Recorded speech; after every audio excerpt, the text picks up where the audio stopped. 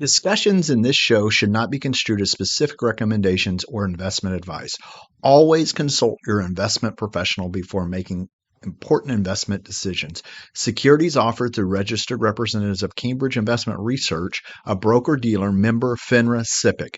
Advisory services through Cambridge Investment Research, Inc., a registered investment advisor. Cambridge and Houston First Financial Group are not affiliated. Welcome to Money Matters with Chris Hensley, where we spotlight financial literacy issues in the Houston community and beyond. And now your host, Chris Hensley. Good afternoon, everybody. You're listening to Money Matters. I'm Chris Hensley. We have a fantastic show lined up for you today. I am super excited to have Bob Burg back on the show. You've heard me talk about the 10-year anniversary of the show. I looked back and, we don't often have what I call alumni members on the show, people who are repeat guests after we're now on episode 302. And they've got to be really, really good guests to come back on the show. Bob was kind enough to visit with us again from the first episode back on episode 28, where we had Why Can't We Be Friends? Adversaries into Allies. And we talked about his book, Go Giver. Now, Bob, I'm a big fan. So if you can't tell already, what I'm going to do is I'm going to share your bio with listeners just so that they can get to know you a little bit better. Bob is for over 30 years, he's been successful showing entrepreneurs, leaders, and sales professionals how to communicate their value and accelerate their business growth. Although for years, he is best known for his sales classic, Endless Referrals. And yes, I had that one back in the day too. Endless Referrals. It's his business parable, The Go Giver, co-authored with John David Mann, that has created a worldwide movement. So I'll just stop there because you've got a lot of stuff there. Bob, what else can you share with us so that the listeners can get to know you a little bit better? There's nothing really to share. Just kind of enjoy my work and enjoy speaking with great people like you. And it's always fun to have these conversations. I love it. I love it. And I did know I've been keeping up with you, and you're doing the Go Giver podcast as well. So that's something that's evolved since, I guess, the last 10 years here. Actually, I used to do it. We haven't had it active for a while. I still keep the episodes in the archives, though. And it seems like people are listening to more to the archives than they did to the live ones. So, that's worked out well.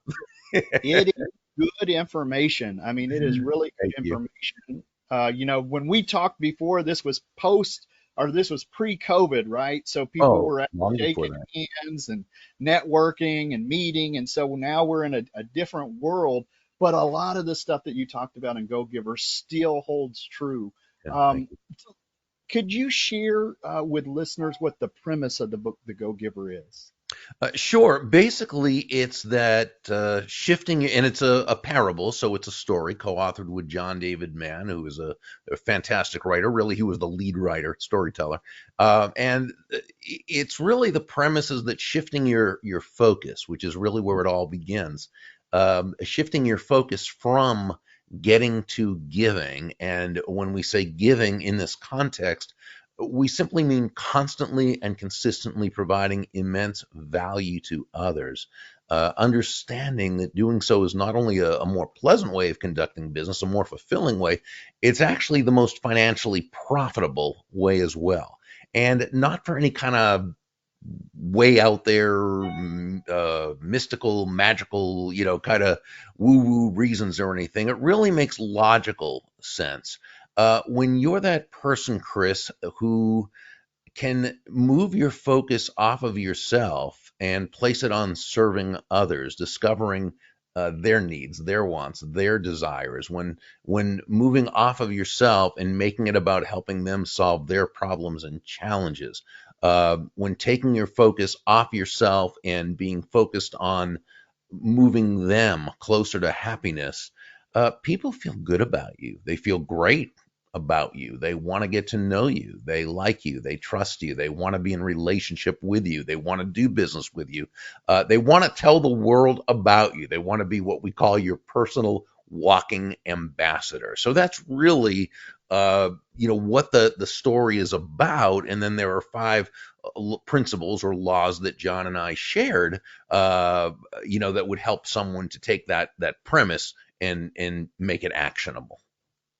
So that's a good leeway. I'm gonna ask you about those 5 laws here in a second, but I'm gonna take a Sure. pause just for a moment and let you know that 10 years ago when you were on the show, shortly after being on the show, I got a handwritten thank you card from you that was signed. Thanks for being on the show. The reason I mention that is this is one of those lost, dying arts, right? People do not handwrite thank you cards anymore. And if you're on a job interview, following up with a handwritten thank you card, that's a huge thing. Oh, So absolutely. I just wanted to let you know that made a big impact.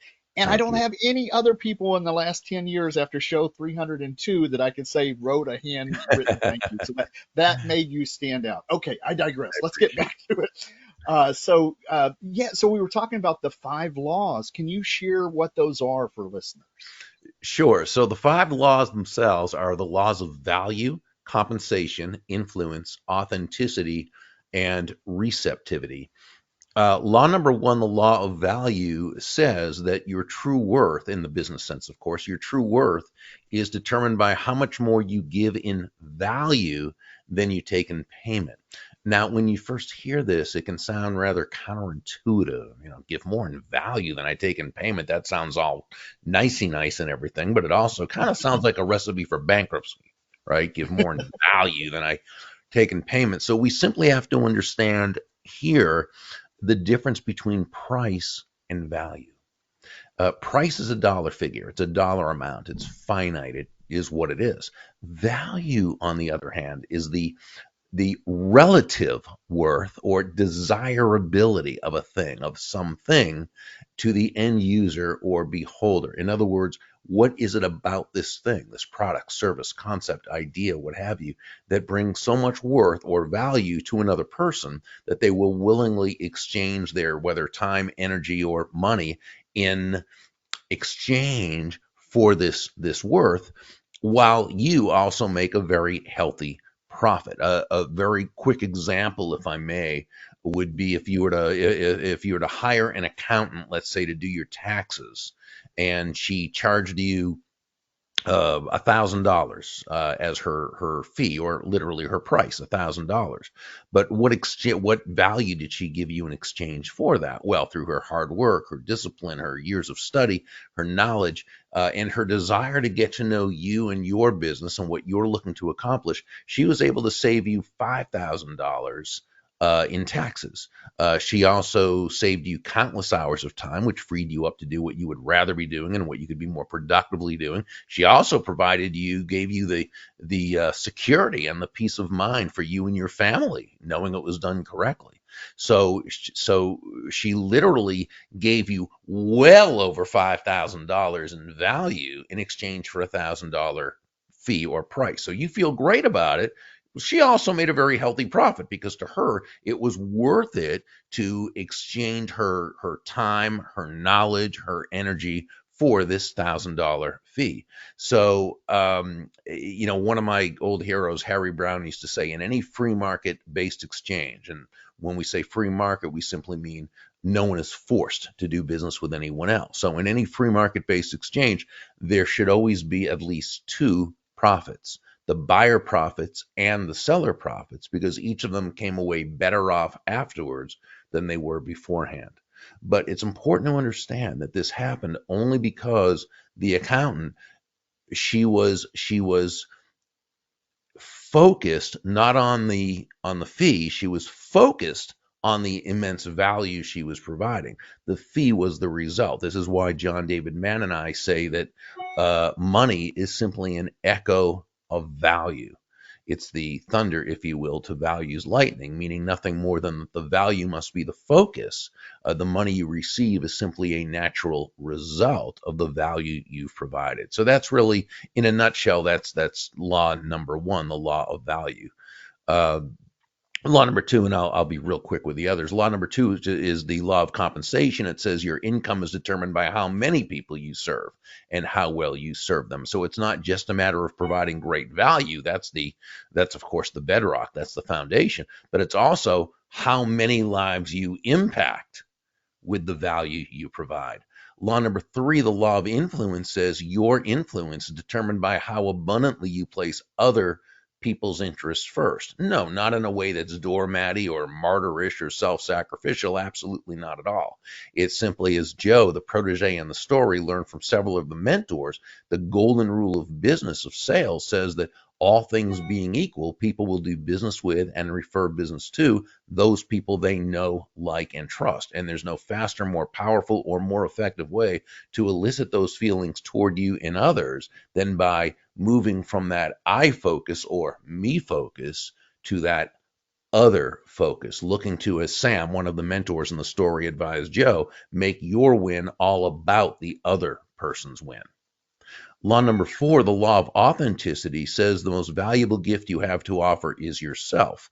In this part of the story, Deborah shared a very important lesson, and that is that all the skills in the world, the sales skills, excuse me, technical skills, people skills, as important as they are, and they are all very important, they're also all for naught if you don't come at it from your true authentic core. But when you do, when you show up as yourself day after day, week after week, month after month, people not only feel good about you, they feel comfortable with you, they feel safe with you because they know who they're getting. And it's human nature to want to make sense of our world, and this in a world that often doesn't make sense. So that kind of consistency in yourself in a world that's very inconsistent is a big progenitor of trust. I think the big thing is, in a sense, and maybe it's through social media, that authenticity's almost been redefined to mean no boundaries, just do or say whatever you want or whatever you think because, well, it's authentic, so it doesn't matter, it's okay. And I respectfully disagree with that. This is sort of like the person who says, well, I have anger issues and I yell at people a lot, and if I were to act any differently, that wouldn't be authentic of me. And that's malarkey. That simply means that person has an authentic problem that they need to authentically work on in order to become a better, higher, more effective, authentic version of themselves. So I kind of politely again reject that premise about authenticity, and I would rather define it as simply acting congruently with your values. And I think if you do that, then you're being authentic and you're always on the right track. Law number 5, the law of receptivity, says the key to effective giving is to stay open to receiving. And this really means just understanding that, you breathe out, you also have to breathe in. It's not one or the other, it's both. You breathe out carbon dioxide, you breathe in oxygen. You breathe out, which is giving, you breathe in, which is receiving.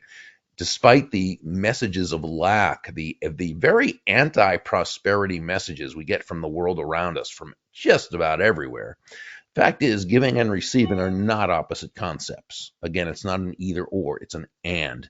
Giving and receiving are simply two sides of the very same coin, and they work in tandem. So we need to be able to get past all those horrible mind viruses, as my great friend Randy Gage calls them, and understand that providing the fact that you are giving great value to the world, you're touching the lives of many, and you've earned that abundance, it is yours to gratefully receive. And we've got to be careful not to let those kind of horrible anti-prosperity messages get in the way and keep us from doing that. It is a two-way street, right? It's got to flow both ways. But Exactly. the five laws that you just shared with us, I mean, those are so huge. Each one of those, we could do a whole show just on each one of them. Exactly. I would that was the Reader's Digest version. exactly. I would encourage people to read this book. It is a powerful book. Thank you. Let me pivot a little bit and ask you about a piece of advice. Was there one piece of advice that you received before you even knew anything about what being a go-giver entailed that was a difference maker for you? Well, I think about almost 40 years ago, I had been in sales for a couple of years. And I had done pretty well because I had learned how to sell, but I didn't know anything about selling when I first started, and I failed miserably. But once I read a couple of books, Zig Ziglar, Tom Hopkins, I started studying sales. Started to do really well. But I went to work for another company a couple of years after I started, and I started out in a slump and was really having a difficult time working out of it. And I made the mistake of the young salesperson. The deeper the slump I was in, the more I was focused on myself as opposed to being focused on my customers. And I remember an older guy at the company where I was. He wasn't in the sales department. I think he was an engineer or something, and he retired soon after. I didn't know him very well, but nice guy. And one of these people didn't say a whole lot, but whenever he did, it was usually something profound. Listen And up. yeah, exactly. And he took me aside one day and he just said, Berg, if you want to make a lot of money in sales, he said, don't have making money as the target. Your target is serving others. Now, when you hit the target, he said, you'll get a reward, and that reward will be in the form of money. And you can do with that money whatever you choose. But never forget, he said, the money is simply the reward for hitting the target. It isn't the target itself. Your target is serving others. And, Chris, what that really said to me, I think, was that great salesmanship is never about the salesperson. Great salesmanship is never about the product or service itself, as important as those are. That's not what it's about. Great salesmanship is really all about the other person. It's about that person whose life you're trying to add value to. Or I think we could even really say it's about that person whose life is better just because you are part of it. And I think that when we approach sales from that foundation, now we are really 9 steps ahead of the game in a 10-step game. I love it. I love it. Great, great information there. One of the lines that raised a few eyebrows in the book, it's where you and John wrote, does it make money? It's not a bad question. It's a great question. It's just a bad first question. Yeah. I think of a lot of entrepreneurs, especially when in startup phase, might Mm, disagree with you. They might yeah. even say that it's the only question when it comes to business. Otherwise, you're just naive. So, what do you two mean by that? So, that's a long one. What do you mean by that? Sure. No, that's a good question. When I used to speak at sales conferences, I'm not even on the road anymore. At 65, I'm kind of off the road. I'm still doing actually some conferences by computer virtually, but not on the road. But when I used to, and I'd be in Right. front of these huge groups of sales professionals, one of the first things I would say is nobody's going to buy from you because you have a quota to meet. Okay. Nobody's going to buy from you because you like the sale, you need the money, or even just because you're a nice person. Right? They're going to buy from you because they believe that they will ultimately be better off by doing so than by not doing so. So the entrepreneur who comes into the game thinking, only about the money, again, it's not that it's not an important question, but if they have that first, they're putting the cart before the horse, because nobody's buying because they care if it makes money. First, the first question to ask is, does it serve? I mean, we can even say, is there a market for it? Either one that's already there or one you're willing to take a chance and try to create. I mean, that's a different. But the key is you've got to start with the customer. You've got to start with, is it something people are going to want and pay for? Okay. Now, if the answer is yes, does it serve? Yes, it serves. Now you've got to ask, does it make money? Because you can have millions of buyers, but if you're not making a profit on each sale, you have a very expensive hobby. So no, asking if it will make money is indeed an important question. It's just a really bad first question because it starts you off facing in the wrong direction. That makes perfect sense to me. That is something we should, intuitively know. I mean, when we go purchase something and we're in that on the other side of that transaction, right? We don't like Mhm. it. You can smell it when people are Of kind of, course. focused on the numbers instead of really caring. So that's awesome. Um, Thank you. I'll just pivot just a little bit to talk about mentorship because that's an important thing. Um, we've all had people that have influenced our lives, whether we put the label mentor on them or just called them something Sure. else, the guy who knew a little bit more than me at the office. Um, Mhm. where, for people who are looking for mentors, where's a good place to find your first mentor?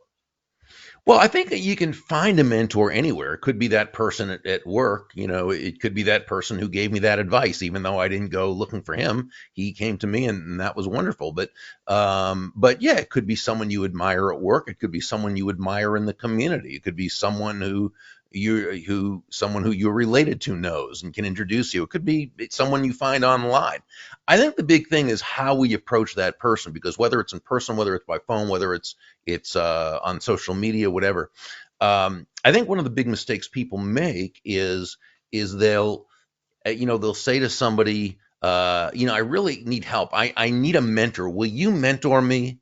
And if you don't have a relationship with this person first, it's sort of like saying to someone, "Hey, will you share with me 40 years of your experience, even though you don't know me from a hole in the wall?"